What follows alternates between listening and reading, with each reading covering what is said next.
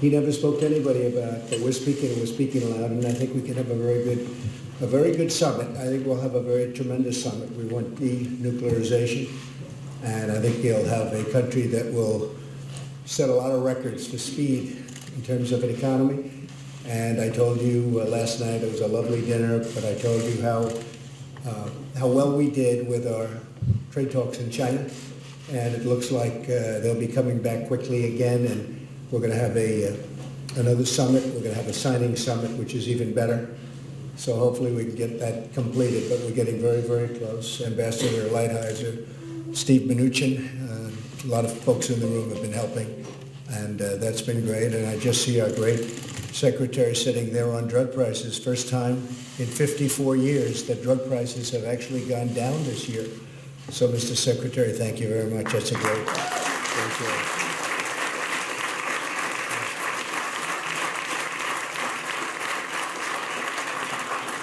Today is my honor to welcome our nation's governors back to the White House after a wonderful evening last night, and I'm deeply grateful for your presence, your partnership, and your friendship. Many of you are such good friends as we work together on behalf of all Americans. We're here to forge bonds of cooperation between our federal, state, and local governments as we strive to deliver a safe, bright, and prosperous future for every community in our magnificent nation.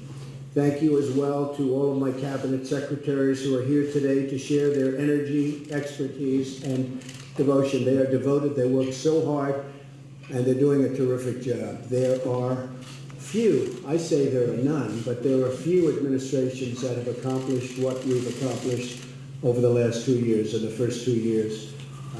It's been pretty incredible with tax cuts and regulation cuts, more regulations than any other administration in history. That's very important. And we still have regulation, but you don't have 10 of identical regulations that you have to get approved and wiped out from different departments. So we really cut it down. A highway that would take 17 or 18 years of approval now takes probably 2, and we're trying to get it down to 1. And it may be rejected on various grounds, including environmental, but we have it down to 2, and we think we can get it down further. So that'll be something.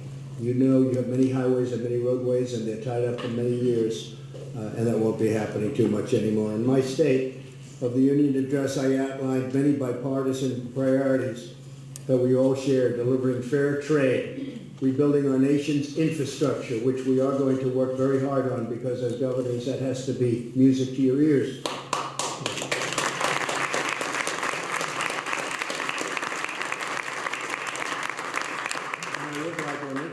I would like you to call your senators and call your congressmen and women and get it done, because I'm ready. I want to sign. I am totally ready. Reducing the price of health care and prescription drugs, and we've made a lot of progress. As I said, first year in 54 years that prescription prices have gone down, which is a big statement, but we can get them a lot lower. We're in the process, Mr. Secretary, of doing that. Creating a safe and lawful immigration system and keeping America safe. We're gathered today at a truly incredible time for our nation. Things are happening like rarely ever before. Since the election, we've created more than 5.3 million new jobs, including 500,000 brand new manufacturing jobs, and that number is going to go over 600,000 manufacturing jobs in just a very short period of time. And if you remember, manufacturing jobs were never coming back to our country. Well, they are coming back, and they're coming back very strongly. And we have companies opening up in the United States that we thought we lost, that would never be back. And some are coming back, and some are brand new, and they're big. And they're coming in, they're moving in, which is one of the reasons we need people to come in. They have to come into a legal process. But with a 3.7 unemployment, we need to have people coming in. We need workers, frankly, because we have all of these companies pouring in. We were just discussing our great new governor of Michigan last night, where you have some good news coming up very soon. And we have car companies opening up in Michigan and Ohio and Pennsylvania and so many other places. I was with Prime Minister Abe of Japan, and he was saying could be 7 different plants in a very short period of time, not to mention all of the plants that have already opened. So we need people. We have to have people, and they have to come in, but they have to come in legally and through merit. Nearly 5 million Americans have been lifted off of food stamps during this very short period of time. Blue-collar jobs are growing at their fastest pace in many decades. The unemployment rates for African Americans, and you've heard this many times, Hispanic Americans and Asian Americans have all reached their lowest levels ever recorded. And with women, it's now 64 years, lowest in 64 years. Soon it'll be historic. So America now has really the hottest economy on earth. Whenever I greet a prime minister or a president or any leaders of any countries, they always start off by saying, congratulations on your economy.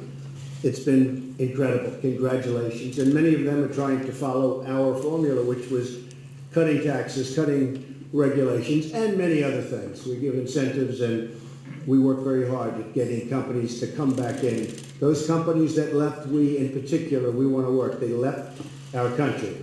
They fired all of their workers. They moved to another country. They're now coming back. It's a great thing.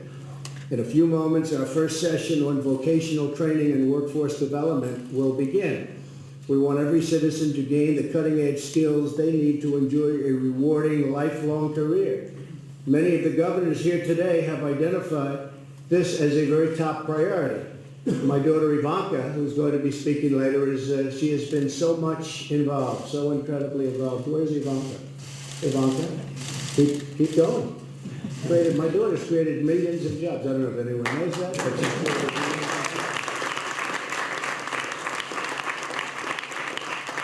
jobs. So because of our roaring economy, there are more opportunities than ever before to get sideline workers. And these are people that lost jobs and have never gotten them back, but now they're coming back and very, very rapidly get these sideline workers back into the labor force. Last year, my administration created the Council for American Worker and launched the Pledge of America's Workers, where we've gained commitments from private sector leaders to hire and train more than 6.5 million Americans. Think of it, 6.5 million. And these are jobs that, for the most part, would not have happened. I was also proud to sign a modernized Perkins Vocational and Technical Education Act into law. We believe two simple rules. Buy American and hire American. It used to be a terrible thing when you said America first. People said all sorts of things. It's terrible. It's a horror. It's America first. It's make America great again. It's whatever you want to call it.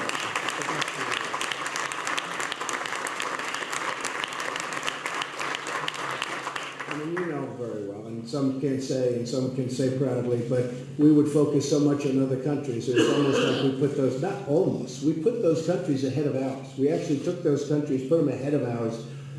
We can't do it. And we can help other countries, and we have great relationships, but we can't do that anymore. It's America first. Today, we also will discuss the bold action we took to address economic inequality by establishing opportunity zones as part of our historic tax cuts. It's incredible what's going on. I don't know, I think some of you really see it, okay? You see what's going on with the opportunity zones, far greater than anybody thought. And we've done a lot of them, and they have great incentives. And money is being put in by very rich people and rich companies in areas that you would have said nobody will ever invest in. We established incentives for investment in more than 8,700 distressed areas that you have designated in each of your states. You're designating some tough places. I say, can they give us some tougher places than that? They are tough. And it's incredibly, for the first time ever, it's really working. The concept was always good, but it wasn't done properly. I want to thank you for partnering with us in this critical effort to lift up neglected and totally forgotten communities. I also want to thank every governor here today who is supporting our new U.S.-Mexico-Canada agreement, the USMCA.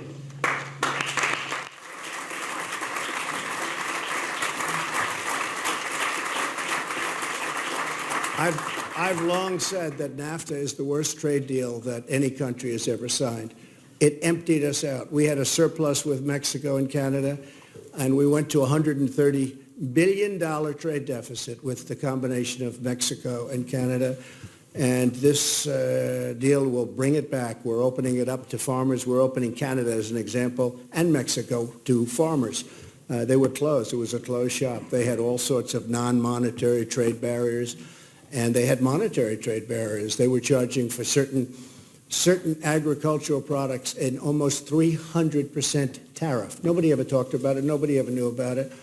And I'd go up to Wisconsin, and the farmers would say, "Sir, we can't compete. They're charging us 287%, to be exact." I said, "You got to be kidding." And we did something about it. So the USMCA is very important. It'll help our dairy farmers in Wisconsin, our winemakers in Oregon and Washington and California, our automakers in Michigan and Ohio and Pennsylvania and all over, and dozens of other states and ranchers and farmers and growers and manufacturers from coast to coast. It's a very, very comprehensive deal. It's a deal that nobody thought we'd be able to get approved. I was able to get it approved, to be honest with you, by using tariffs. I was putting very substantial tariffs, or was getting ready to, on Canada, who was very tough to negotiate. You know, we think of, oh, Canada. Well, oh, Canada's tough. They're tough. And I said, look, you know, you're either going to do this or we're going to put 25% tariffs on your cars that you ship in here by the millions. And every time we had a problem, we just said, that's okay, don't worry about it, we'll put the tariffs on. And they said, okay, fine, it's okay, we'll sign.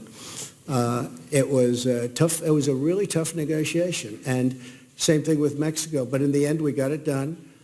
And it's a great deal for us. And it's a very good deal, I think, for Canada and for Mexico. They have to get it approved also. We have to get it approved. Let's see what happens. And I think it probably will be. It should. I think from our standpoint, I know how much they hate me. But they have to hate me even more not to get this deal approved. Okay? That's the only thing I can say. To be a prosperous nation, we must also be a safe nation. We passed groundbreaking criminal justice reform, and I have to thank so many people for that. But this was where super conservatives got together with super liberals, believe it or not. I mean, I'm looking at names on both sides and right down the middle, criminal justice reform, where people are put into a jail for a pretty minor act. There's nothing minor, but a pretty minor act, and they're put in jail for 45 years and 50 years, and there's no chance of ever coming out. And it was a very, and it's very tough, by the way. A lot of conservatives signed it and signed it very willingly. In fact, they pushed it. They were pushing it, I think, as hard as the other side. But it's very, very important. Many states here today are following the same roadmap to help former inmates become productive and law-abiding citizens. And one of the things that's helping the inmates so much, you know this probably better than I do, the economy is so strong that inmates for the first time are getting jobs when they come out. And I have a friend who's hired 7 or 8. I can't say everyone was perfect, but he said 5 are, I'll always have them. They're great. They got a chance. Nobody would hire them because they have that, whatever it is in the background, and it's a very tough situation for them in the past. But the economy is so strong. The economy, the strength of the economy became our best friend. They couldn't get workers, and now they're hiring people that they normally wouldn't have. And the results are incredible. Companies all over the country are saying, wow, they're really doing a great job, and it makes me very happy. I think without that very powerful economy, it couldn't happen.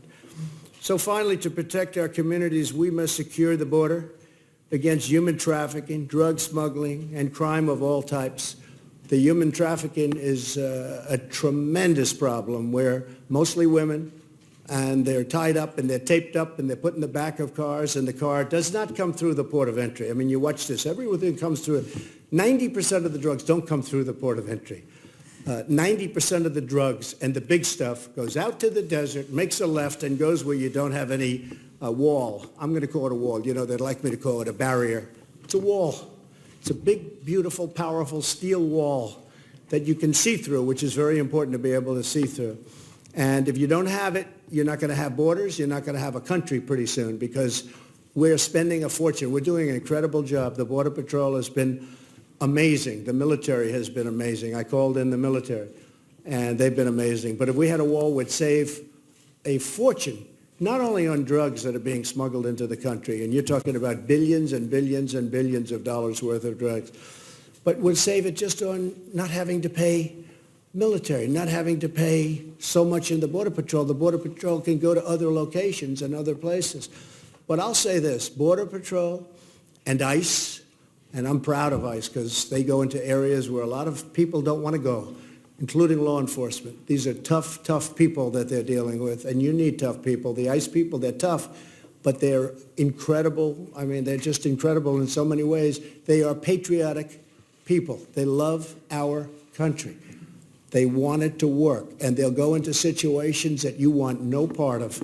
When you look at these MS-13 gangs, sheriffs all over the country have told me we're very happy to have ICE come in and take over, because this is a group of people that hard to even understand how they could have developed this way. They're mean, they're sadistic, the crimes are incredible. We're taking them out by the thousands, and we're bringing them back to where they came from. And in some cases, we're putting them in jail, but, you know, then we pay for them for the next 40 years. But we're bringing them back where they came from. And I told Guatemala, and I told Honduras, and I told El Salvador, 3 places where they send us tremendous numbers of people. And they're rough people. They're not sending us their finest. It doesn't make sense. Why would they send their finest? They're sending us some very, as I would sometimes say, rough hombres. These are rough, tough people, many criminal people. And I told these 3 countries, you know, we send them $500 million a year. I said, we're not sending it anymore. And you organize caravans. And these caravans that are coming up, we had one, and we've broken them up. I don't know if you've been seeing. We've broken them up. We've gotten them broken up in many cases now before they get here. But you take a look at Tijuana, Mexico. Thousands and thousands of people are sitting there trying to get into our country. And if we didn't have a wall there that we've totally renovated and fixed, if we didn't have that wall, it would be impossible even for the military to stop them. Because don't forget, unlike other countries, and this is a good thing, I don't want to create controversy because I hate controversy, believe me. But unlike other countries, we don't let people get shot. You know, we don't have people standing there with the most sophisticated machine guns in the world and use them. Many countries do. Many countries do. We can't do that. We can't do that. This country can't do that. But the barrier does it very simply. It just doesn't let them in. So you take a look at a place like Tijuana and other places. It's incredible what that wall has done. And that's not even the upper, you know, the best of our walls. We have a great system now. We have a prototype. We have, I expect to have 250 to 300 miles of wall built in the very near future. Secretary Nielsen is here right now, and we will shortly have about 200 miles under construction. We just started a 47-mile patch. We have different patches. We bid it out tough. We have a much better prototype. It's actually a beautiful wall. It's a beautiful looking, actually, you know, I've always said part of the wall was that previous administrations, when they did little walls, they built them so badly, it's so unattractive. So I wouldn't want them in my backyard. And the new one is incredible looking. It's a piece of art in a sense. It's still, and it's, by the way, more effective. It's more effective. So we are doing a job. We're getting it up. We have beautiful prototypes. We're working with the Army Corps of Engineers who are total pros. And I don't know if you saw what I put on Twitter, but I put on Twitter a piece of it. That's not the new prototype. The new prototype has started in different locations. But we're going to be pretty soon having well over a couple of 100 miles of wall up. We don't have to go 2,000. We never planned on going 2,000. It's 2,000 from the Gulf to the Pacific. It's 2,000 miles. But you have many natural boundaries, including really tough waters, which you don't need the wall. We have very, very rugged mountain areas, which you don't need the wall. Actually, if we do a really good job, and if we have some money left over, we might even throw them in areas where you would say you don't need them because they'll figure a way. That will be the area. That will become the weak spot. It's like water. It just seeks its own. But these people, they have the traffickers. They're vicious. They're smart. The coyotes. How about the name Coyote? They have people tied up, put in the back of trucks and vans. They can't go through checkpoints. They have to go through open areas. You can't walk through. You can't go through it because even if they don't do much of an inspection of your truck or your car, they do open the back door or they do look through a window. You can't have women sitting there that are tied up. So when I hear the other side say, and we have some of the other side here, But when I hear the other side say, oh no, everything goes through the checkpoint, that's absolutely false. You have areas where you literally have roads that are carved in the sand, that it's used so much. They go right through these roads. They go right. They hang a left and hang another left, and welcome to the United States. There's nobody there to even talk to. Because you're talking about 2,000 miles. You're talking about a lot of area. So we're doing really well on the wall. The emergency, you've all been reading, we do have an emergency. We have an emergency of people pouring into our country that we don't want. Criminals, smugglers. We have drugs pouring into our country. We can't have it. We can't have it. We cannot allow this to happen to our country. Most drugs, most of the major drugs are coming through the southern border. This will make it, you're never going to stop it completely, but we can stop it a lot. One of the things that Ambassador Lighthizer and Steve and all of the people that are working with China, the fentanyl is a tremendous problem. It seems to be made 100% in China, 100%. Now, China is paying us right now billions and billions of dollars of tariffs a month. Every month, billions of dollars. I love it, personally. I love it. But they're paying billions of dollars, and it's hurting them. It's not good for them. And I said to President Xi, I said, President, you have to do me a favor. As part of our trade deal, it has nothing to do with trade, or certainly very little, but we're having shipped over here from China fentanyl. It's killing 88,000 people a year, and probably more. That's just the ones we know about. It's deadly. A little tiny spoonful can wipe out a state. It's hard to believe. Can wipe out an entire state. A spoonful of this stuff. And in China, they have a very, very tough penalty for drugs. It's called the death penalty. And I said to President Xi, you don't have much of a drug problem. Do you have a drug problem? No. No drug problem. I said, so you have 1.4 billion people, and you don't have a drug problem. That's right, no drug problem. I said, what do you attribute that to? Death penalty, quick trial. They don't have trials that last 19 years. At the end of the judge dies, everybody dies. The only one living is the one that did the damage. You know, they have what's called a quick trial. It goes quick. It doesn't take a lot of time. And if you're a drug dealer, you say, you know what, maybe I'll just sort of stay out of China. Singapore, the same thing. So I said to President Xi, I said, you know, if you would criminalize the sale of fentanyl into the United States, you would be saving many, many lives. It took me 1 minute, and he agreed. Because it's not criminalized. I think they view it as an industrial drug or something. It's not criminalized. And as part of our deal, and Bob, don't forget to put that down, but as part of our deal, I think we're going to get a criminalization of fentanyl being sold into the United States. It'll stop. It'll stop.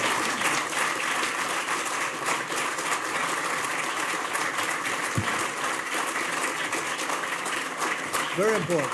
And I have to tell you, I have to really thank President Xi, both for, and he has been a big help with respect to North Korea. I have a very, very good relationship with Kim Jong-un, very, very good. But we need all the help we can get. And as you know, about 92% of the goods going into North Korea go through China. And President Xi's been very good. He's been very, very good. Now, you know, it helps that we are in a strong trading position. But nevertheless, he's been very strong, and he's, for the most part, held it. At the beginning, he was perfect. I told him the other day, at the beginning, you were perfect. Now you're good. Not quite as good. You got to get better.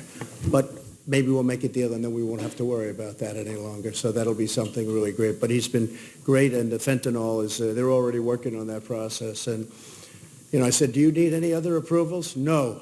I said, well, that works a lot different than this country. He needs no other approval. When I got the basketball players out, the 3 basketball players, that was a beautiful scene. I was in China, and you have these 3, you know, potential stars, and I guess they're going into the NBA draft or just have. But I said, would you do me a favor? 3 players were just arrested. They were arrested for stealing in Louis Vuitton sunglasses. And I wasn't happy with those 3 players because they never gave our country much credit for having gotten them out. And believe me, they'd be in jail. Stealing in a store in China is a very big offense. And I said, would you do me a favor? I was having dinner with him at this incredible show that he put on in a ballroom, the likes of which few people have ever seen. It was an incredible evening. Melania is here, and I'm talking. And it just happened. And they were arrested. They were put in jail. And I said, Mr. President, could you do me a favor? Could you let the 3 basketball players out? He didn't know about it. He called over his people. He's got 10 people standing behind him. Everyone is central casting. Glasses, pad. Boom, he was over it. He came back. He reported within 2 minutes, explained basketball players, bomb. And I said, it would be a great thing if you could possibly let them out. He goes, so be it. They are out. I said, is this different than our country? Huh? Is this a little bit different? And we got them out. Then we came back and the one father said, well, we don't know that Trump helped. I sent a consultant. That consultant would have gotten nowhere. But, we just have a great relationship with so many of these countries. And I think in some cases it's tough. There are many countries that take advantage of us very seriously, both at NATO and on trade. The European Union's very, very tough. Very, very tough. They don't allow our products in. They don't allow our farming goods in. You people know, many of you represent farm states. They won't, you know that better than anybody, they won't allow our farm products in. They don't take any. They have these monetary barriers that are brutal. They're worse than than others. The cars, they charge us big taxes.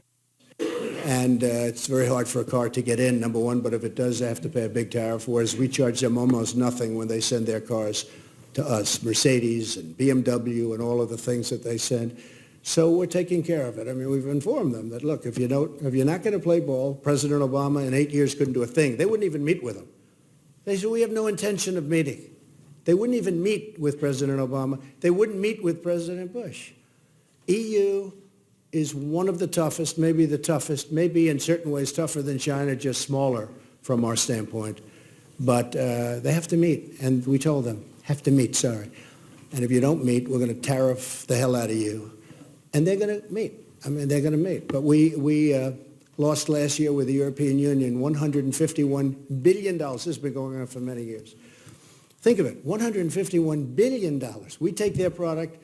They don't take ours. We don't charge them tariffs. They charge us tariffs. Other than that, it's a very fair arrangement. And by the way, we pay for their military because we pay almost getting close to 100% for their military. I've gotten them to put up over $100 billion toward NATO, which has made a big impact. But so they have to treat us fairly. We want to have a great relationship. I have a great relationship with the leaders, but we have to be treated fairly. So overall, we're doing a great job for our country. Our country has rarely done better, maybe never done better from an economy standpoint. We're very proud of it.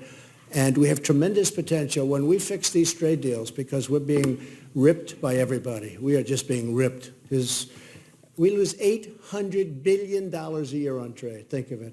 It's inconceivable. 800 billion. Nobody even knows what that means.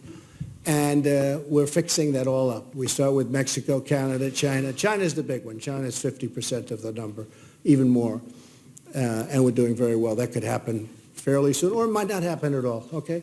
Might not happen at all, but I think it's going to happen, and it could happen fairly soon. The relationship is great. So I just want to thank all of the governors for being here. You're very special people. I think we have 17 brand new governors, right? Brand new ones, very smart ones like my friend, huh? Congratulations, it's a great, you have such an easy state. That's so easy. Great state of Illinois, what an easy state. I don't know, huh? Have you found it to be easier or tougher than you thought? Well, you're going to help us out. I'll help you out. I'd help everybody out. I'm going to help you out. Congratulations. It's an honor to have you all at the White House. Thank you very much. Thank you.